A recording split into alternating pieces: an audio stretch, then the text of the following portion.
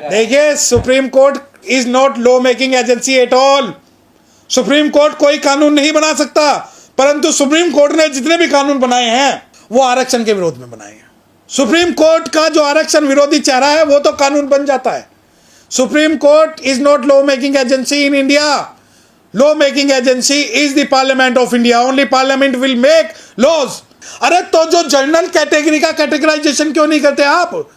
जो 50% आप लेके बैठे हो उसमें आप बताइए कि ब्राह्मण को इतने परसेंट मिलेंगे, क्षत्रियों को इतने परसेंट मिलेंगे, वैश्यों को इतने परसेंट मिलेंगे, शूद्रों को इतने परसेंट मिलेंगे, अल्पसंख्यकों को इतना परसेंट मिलेंगे। क्या ये भारत इन सुप्रीम कोर्ट के सिर्फ 7 जजों का है? तो सुप्रीम कोर्ट चाहता है कि किसी भी प्रकार से यह व्यवस्था टूट जाए और जिस व्यवस्था को ये कहते हैं अंग्रेजों की फूट डालो शासन करो, उसका जो है वर्तमान में स्वरूप जो है ये जजमेंट है। ये जो डिसीजन है ये जुडिशियल नहीं है, ये डिसीजन जो है पॉलिटिकल है। अब आप ये कहें कि नहीं ये तो सुप्रीम कोर्ट ने दिया है। अरे जब सुप्रीम कोर्ट ने दिया है तो ऐसी क्या मजबूरी थी कि चुनाव से पहले आपने इसमें आर्गुमेंट जो है वो कंक्लूड कर ली थी, और चुनाव के बाद में जब अनुसूचित जाति के बहुत प्रमुख पार्टियां हार गई उसके बाद आप इस डिसीजन को ले आते हैं। और दूसरी बात, अगर ये राजनीतिक नहीं है तो क्या कारण है इतने दिन तक आपने रोकने रखा? मैं आपके चैनल के माध्यम से एक बात बता देना चाहता हूं, ये जो सुप्रीम कोर्ट है ये सिर्फ आज संविधान के साथ छलावा कर रहा है।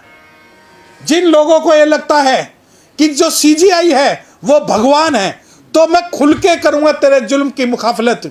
तू वक्त का तख्ता नशिया, कोई खुदा नहीं। सुप्रीम कोर्ट का जज जो है भारत में सुप्रीम नहीं है।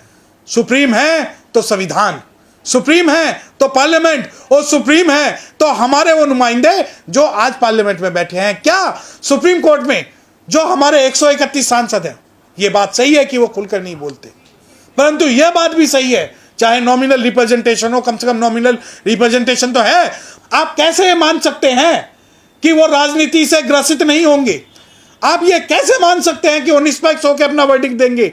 आप कैसे पूरे भारत के अंदर रहने वाले अनुसूचित जाति जनजाति का निर्धारण कर सकते हो? आप ये देखिए कि जिस 341 342 के अंदर पार्लियामेंट एक उंगली नहीं लगा सकती, उसके अंदर इन्होंने जो ताकत है वो राज्य सरकारों को दे दी। राज्य सरकारें कौन है जो सेंटर के अंदर में काम करेंगी? जब सेंटर के पास पावर नहीं है और आप राज्य को सौंप रहे हैं, क्या आप ये जानते हैं कि इसका परिणाम क्या होगा? आप ये कहते हैं कि आपको शेड्यूल कास्ट के अंदर भी कैटेगराइजेशन चाहिए। अरे तो जो जनरल कैटेगरी का कैटेगराइजेशन क्यों नहीं करते आप? जो 50% आप लेके बैठे हो उसमें आप बताइए कि ब्राह्मण को इतने परसेंट मिलेंगे, क्षत्रियों को इतने परसेंट मिलेंगे, वैश्यों को इतने परसेंट मिलेंगे, शूद्रों को इतने परसेंट मिलेंगे, अल्पसंख्यकों को इतना परसेंट मिलेंगे। क्या यह भारत इन सुप्रीम कोर्ट के सिर्फ 7 जजों का है? अब मैं आपको बताता हूं कि 7 जज कौन कौन। महामहिम अनुसूचित जाति के खुदा, जिनको लोगों ने सोचा कि बाबा साहब की तस्वीर लगा के इनसे बड़ा कोई काम नहीं कर रहा, माननीय श्री चंद्रचूड़ साहब, जो कि खुद कॉलेजियम व्यवस्था से चुनकर आए हैं, जिनके अंदर कभी कैटेगराइजेशन ने का बात नहीं की, जिन्होंने कभी ये बात नहीं की मुस्लिम वर्ग आना चाहिए, सिख, जैन, पादरी, ईसाई सभी वर्गों का प्रतिनिधित्व होना चाहिए।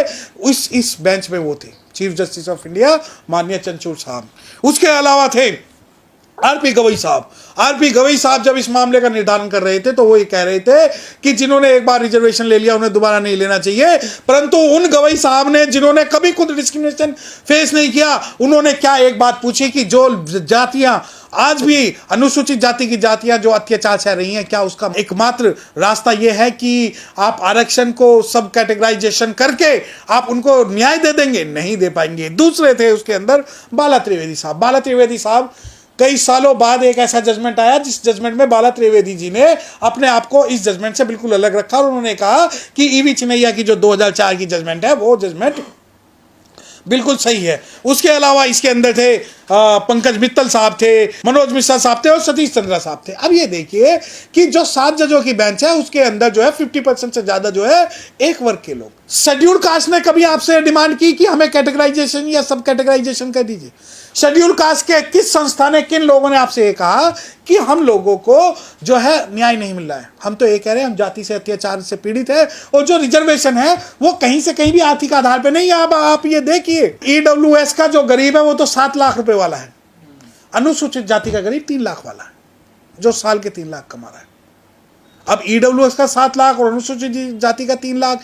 तो इस प्रकार आज जो सुप्रीम कोर्ट ने कहा है कि हाँ, राज्य जो है वो शेड्यूल्ड कास्ट के अंदर क्लासिफिकेशन कर सकते हैं, परंतु उन्होंने एक बैरियर भी लगाया। वो बैरियर शायद आपको ना पता, उन्होंने बैरियर ये लगाया कि 100% आप किसी भी जाति को रिजर्वेशन नहीं दे सकते। अब बिल्कुल सही, बहुत सारे लोग आज खुशियां मना रहे हैं, नहीं supreme court supreme court supreme court. North east के कई इलाके जिसके अंदर अनुसूचित जनजाति के सिर्फ एक ही वर्ग के लोग रहते हैं। अब ये मानिए, लड़ाई जो है अनुसूचित जाति की नहीं रही, लड़ाई हो गई है इन संसाधनों की, लड़ाई हो गई है जल जंगल जमीन की, लड़ाई हो गई है कि जो अनुसूचित जनजाति के लोग जो पहाड़ों में रहते हैं, सपोज करिए एक एरिया में भील रहते हैं और वहां का 15%, 7.5% का अगर रिजर्वेशन भील जाति को दिया गया तो सुप्रीम कोर्ट ने मना कर दिया कि अब जो है वो भील जाति को अब नहीं दोगे, जबकि वहां उनकी संख्या जो है 100% है। तो सुप्रीम कोर्ट चाहता है कि किसी भी प्रकार से यह व्यवस्था टूट जाए और जिस व्यवस्था को ये कहते हैं अंग्रेजों की फूट डालो शासन करो, उसका जो है वर्तमान में स्वरूप जो है ये जजमेंट है। आप समझिए इस बात को कि यहां पर लड़ाई सिर्फ यह नहीं कि सुप्रीम कोर्ट का डिसीजन, लड़ाई यह है कि यह राजनीतिक न्याय, राजनीतिक जो आपने जजमेंट दिया है। आप यह बताइए कि इंडिया गठबंधन जो सर पे संविधान और बाबा साहब को लेकर चलता था, किस इंडिया गठबंधन के घटक ने इसका विरोध किया? आप यह बताइए कि क्या इंडिया गठबंधन को ऐसी क्या मजबूरी थी कि कल जजमेंट आया है और आज इन्होंने हैदराबाद तेलंगाना में बोल दिया कि हम इसको लागू करेंगे। अरे अगर आप अनुसूचित जाति की सभी जातियों को न्याय देना चाहते हो तो वो जो बच्चे हैं उन्हें जनरल कैटेगरी के अंदर आप क्यों न्याय नहीं दे सकते? क्या कारण है कि जो समाज आज लड़ने को तैयार है, आप उस समाज के विरोध में समाज को खड़ा कर रहे हो? सवाल सिर्फ ये नहीं है कि सुप्रीम कोर्ट का निर्णय, सवाल ये है कि कब तक ये 4 या 5 जज संविधान की दुहाई देखे। देखिए, supreme court is not law making agency at all. Supreme court कोई कानून नहीं बना सकता, परंतु सुप्रीम कोर्ट ने जितने भी कानून बनाए हैं वो आरक्षण के विरोध में बनाए हैं। सुप्रीम कोर्ट का जो आरक्षण विरोधी चेहरा है वो तो कानून बन जाता है। Supreme court is not law making agency in India. Law making agency is the parliament of India. Only parliament will make laws. अब जब सुप्रीम कोर्ट के जो जज है, मैं खुल के कह रहा हूं, मैं चैलेंज कर रहा हूं, चाहे राजनीतिक कारणों से हो चाहे सामाजिक कारणों से हो, वो वक्त दूर नहीं जब हम सुप्रीम कोर्ट को इस जजमेंट के कारण घेरेंगे। वो दिन दूर नहीं जब काशीनाथ महाजन जैसी जजमेंट सुप्रीम कोर्ट ने पास की थी और उसे वापस लिया था। और मैं अब आपको बता दूं कि रिजर्वेशन के मामले में जब सवाल पूछते हो कि लॉ मेकिंग एजेंसी, जब भारत के बहुसंख्यक पिछड़ा वर्ग और अनुसूचित जाति अनुसूचित जनजाति के विरोध में अगर कोई SC/ST के विरोध में कोई भी जजमेंट लाता है तो उसके खिलाफ ना केवल इंपीचमेंट होगा, उसके खिलाफ कानूनी कार्रवाई क्रिमिनल में भी होगी। सुप्रीम कोर्ट ने यह आधार माना है, जो पक्ष और विपक्ष के वकील थे जिन्होंने किताबों से और सरकारों से सीख के जो आर्ग्यूमेंट सुप्रीम कोर्ट के सामने रखा, उसके आधार को इन्होंने आधार माना। सुप्रीम कोर्ट के पास कोई तथ्य नहीं था।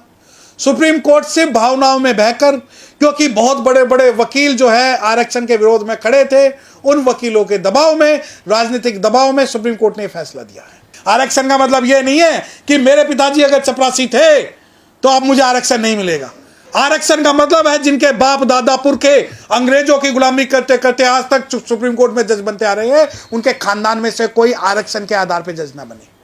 आरक्षण का मतलब यह है कि जो फिल्मों में तुम इन्हें ढो रहे हो, जो ओलंपिक में तुम्हारी बुरी दुर्दशा हो रही है, जो तुम जो बिजनेस में कब्जा करके बैठे हो, आरक्षण का मतलब आप लोगों ने सिर्फ सीमित कर दिया है कि जिसने एक बार नौकरी का फायदा ले लिया। बिल्कुल सही है। SC/ST का आरक्षण थोड़ी है, मंदिर में 5000 साल से आरक्षण है। जाति व्यवस्था का ये लाखों साल से आरक्षण बना रहे हैं।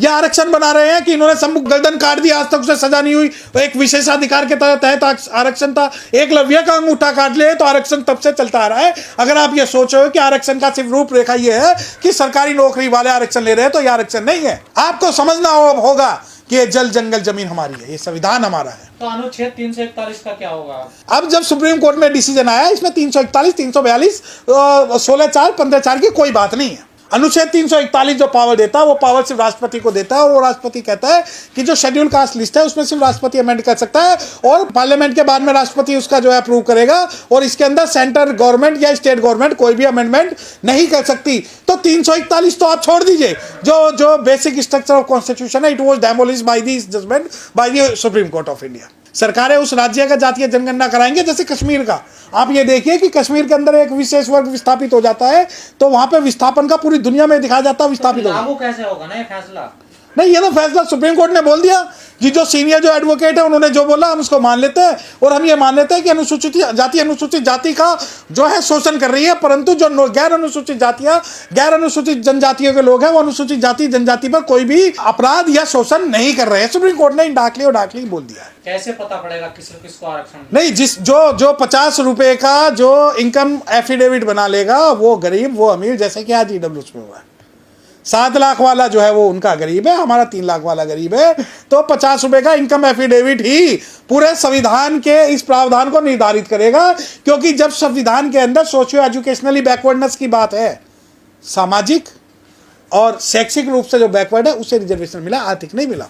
सुप्रीम कोर्ट ने बोल दिया कि हम 5-6 लोग ये मानते हैं कि नहीं, socio educationally backwardness is nothing but whatever the learned counsels of the petitioner and the respondent are arguing against the reservation, that is absolutely right, nothing else. Neither they consider 341, nor 342, nor 15(4), nor 16(4), neither any judgment of the Supreme Court of India। नहीं है, वो तो पहुंच ही रहा है। आपका reservation खत्म करने के लिए कोई भी मुंह उठा के सुप्रीम कोर्ट पहुंचता है, सुप्रीम कोर्ट स्टे करता है।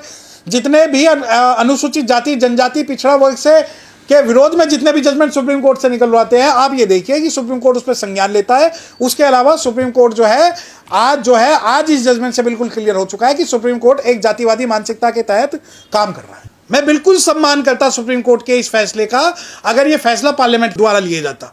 अब आप ये देखिए कि पार्लियामेंट के अंदर लगभग 800 सांसद हैं, उन 800 सांसदों पे ये 8 लोग भारी पड़े। क्या ये हमारा संविधान का जो है मूलभूत ढांचा है? क्या ये मूल स्ट्रक्चर है? मैं जरूर जो सुप्रीम कोर्ट है उसके डिसीजन का बिल्कुल मैं एडमायर करता, उसका समर्थन करता, अगर सुप्रीम कोर्ट यही सिद्धांत ईवीएस में लागू करता। वो ये लागू करता है ईवीएस में कि 5% जो है एससी रहेंगे, एसटी रहेंगे, ओबीसी रहेंगे, माइनॉरिटीज रहेंगे, ब्राह्मण क्षत्रिय वैश्य शूद्र चारों जो है ईडब्ल्यूएस में रहेंगे, तो मैं बिल्कुल सम्मान करता। दूसरी बात, आपको रिजर्वेशन के अंदर जो आपने डिवाइड किया है, क्या सुप्रीम कोर्ट को यह बात मालूम नहीं है? चाहे वो ईवी चनैया का जजमेंट हो, चाहे इंदिरा साहनी का जजमेंट हो, एक तरफ तो इंदिरा साहनी का जजमेंट जो कि फुल बेंच का जजमेंट था, उसको भी इस मामले में जो है वो उल्टा कर दिया गया। दूसरी बात, सिंपल सवाल यह है, क्या सुप्रीम कोर्ट के पास पावर है? चाहे ये 7 जज हो या 8 जज हो, क्या ये आज पार्लियामेंट से बड़े हैं? और जो भी लोग इस बारे में कह रहे हैं कि सुप्रीम कोर्ट का जो जजमेंट है वो न्याय संगत है, उन लोगों को संविधान को पढ़ने की या संविधान की बेसिक जानकारी ये होनी चाहिए कि basic structure can not be amend. अब जो मूलभूत ढांचा है सुप्रीम कोर्ट ने वो बदल दिया। सुप्रीम कोर्ट 5-6 लोग बैठते हैं, रात को कुछ डिसीजन करते हैं, सुबह वो छाप देते हैं। क्या यह कॉन्स्टिट्यूशनल है? आप ये देखिए कि जिन लोगों को ये क्लासेस में डिवाइड करना चाहते हैं, उन लोगों का कोई भी प्रतिनिधि सुप्रीम कोर्ट के सामने था क्या? चमार, जाटव, वाल्मीकि, भंगी, धानुक और न जाने कितनी अनुसूचित जातियों के एडवोकेटों ने अपने समाज की जो पीड़ा है वो सुप्रीम कोर्ट के सामने रखी। परंतु यहां तो ये बात हो गई कि भाई मीठा मीठा गप गप, फीका फीका थू थू, सुप्रीम कोर्ट को जो आदेश हुआ ये आप देखिए।